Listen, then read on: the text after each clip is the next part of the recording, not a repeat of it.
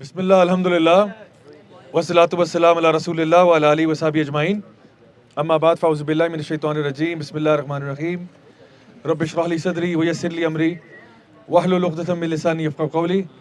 अस्सलामु अलैकुम व रहमतुल्लाहि व बरकातुहू। अल्हम्दुलिल्लाह जी, आज बड़ा ज़बरदस्त माहौल यहाँ पे क्रिएट हुआ है और मैं समझता हूँ कोई भी हमारी विल्डरनेस रिट्रीट जो है और ख़ास तौर पे रात का वक्त हो, इस तरह से बॉनफायर हो, वो इस टॉपिक से महरूम नहीं रह सकती और वो है जिन्नात और काला जादू। तो अभी आप खुश जितना हो रहे हैं उतना ही रात को नींदें उड़ी होंगी, लेकिन इंशाल्लाह मैं कोशिश करूँ कि ज़्यादा इसको एक्सट्रीम लेवल पे ना लेके जाऊँ। चलें, ठीक है। तो बेसिकली हमारी जिस दुनिया में हम रहते हैं उस दुनिया में अल्लाह ताला की एक और मखलूक भी रहती है और वो जिन्नात हैं। अल्लाह ताला इसके बारे में कुरान मजीद में बहुत वाज़ेह अल्फाज में बयान करते हैं।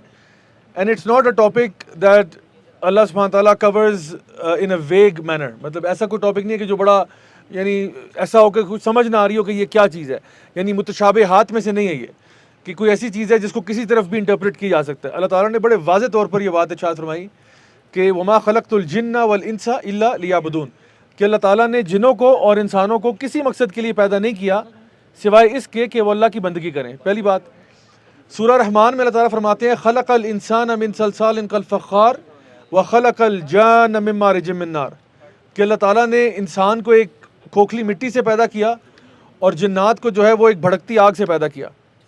तो ये भी पता चल गया कि उनका कंस्ट्रक्शन मटीरियल क्या है।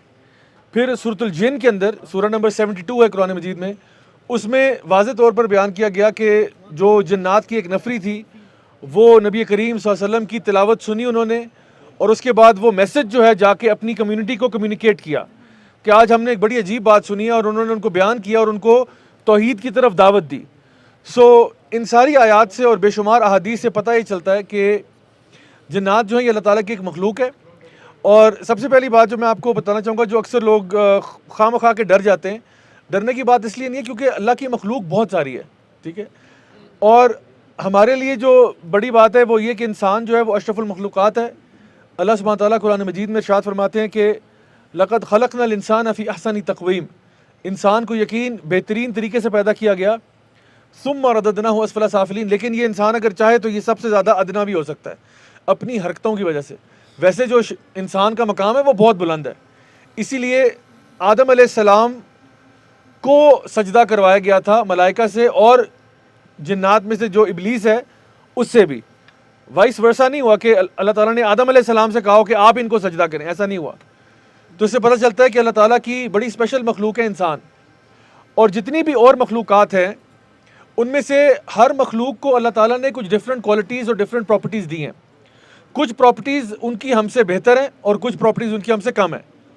मिसाल के तौर पे अगर आप अपना मुकाबला करें, अभी घोड़े की बात हो रही थी थोड़ी देर पहले, तो इंसान का और घोड़े का अगर मुकाबला किया जाए तो अगर स्ट्रेंथ में आप मुकाबला करें रस्साकशी का, जो आज आप लोगों का हुआ टग ऑफ वॉर, तो घोड़ा आपको हरा देगा, बड़े आराम से हरा देगा। आप अगर उसके साथ रेस लगाएंगे घोड़ा आपको हरा देगा। तो इसका मतलब क्या हुआ कि घोड़ा अशरफुल मखलूक़ात है?